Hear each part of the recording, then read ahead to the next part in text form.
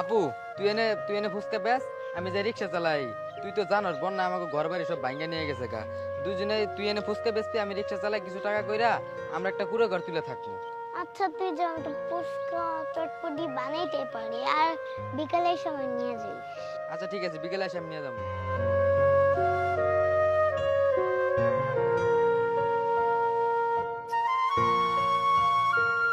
এই তোরা দেখেছিস এরকম ছোট বাচ্চা ফুচকা চটপটি বিক্রি করে আমি জীবনেও দেখিনি।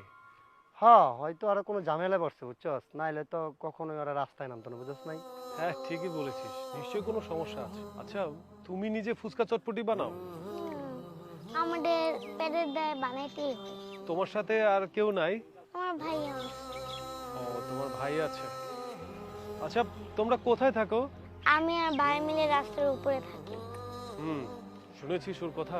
সত্যি কথা বলতে এবারের বন্যায় অনেকের ক্ষতি হয়ে গিয়েছে। আসলে আমরা মোটামুটি সাহায্য করেছি, কিন্তু তারপরও না অনেক মানুষ অনেক অসহায় আছে। এই আমরা একটা কাজ করি, চল আমরা তো 10 দিন পরেই সাজেক যাওয়ার কথা বলেছি। আমাদের প্রত্যেকেরই 20,000 টাকা করে জমা দেয়া আছে। এই টাকাটা আমরা নষ্ট না করে আমরা হয়তো পরে ট্যুরে গেলাম, এই টাকা দিয়ে ওদেরকে একটা ঘর বানিয়ে দিই। শুনেছিস ও কি বলেছে? ওরা লাইট পোস্টের নিচে ঘুমায়।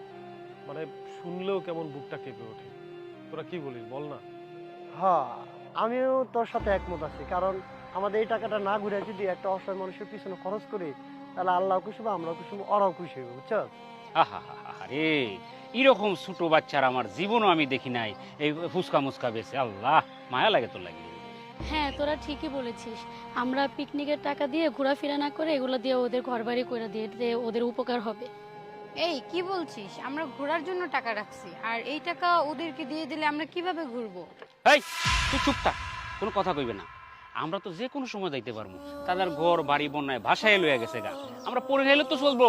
এখন তো আমরা সবাই মিলা তার সহযোগিতা করি, এর মাঝে তুই উল্টা পাল্টা কথা বলিস। আচ্ছা ঠিক আছে, তাহলে দে। এই তো তোরা আমার বন্ধু বান্ধবীর মতো কথা বলেছিস, তাহলে আমরা এটাই করি। চল আজকে ওদেরকে আমাদের বাসায় নিয়ে যাই, আমাদের সাথে থাকবে। কালকে থেকে আমরা বাসা করার প্ল্যান করে ফেলব। আচ্ছা তোমাদেরকে আমরা একটা ঘর করে দেব। তোমার ভাইয়া কখন আসবে? ভাই একটু পরে আসবে। চল বোন, আজকে অনেক রোদ পড়ছে, তোর আর আজকে বেচা কেনা করা লাগবে না, চল। তুমি ওর ভাই?